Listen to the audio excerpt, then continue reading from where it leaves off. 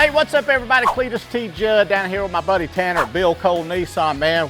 You know these, I don't know if you knew this or not, Tanner, but these Nissan Pathfinders almost put you out of business. You know why? Why is that? Because they sell themselves. Bam! I'm on a roll. All right, Tanner, tell us a little bit about this bad boy right here.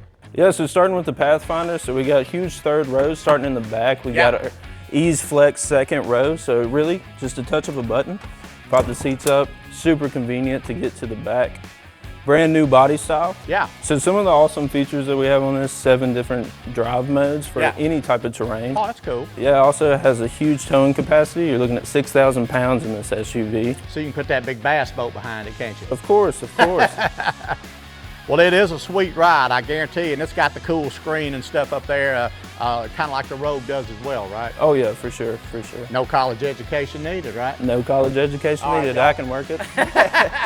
Y'all come on down Bill Cole Nissan. Tanner will hook you right up with this cool Nissan Pathfinder, and I like the color. I may buy it myself, but I ain't got no credit. All right, thanks, Tanner. Appreciate you, buddy. Thank you. Y'all come on down.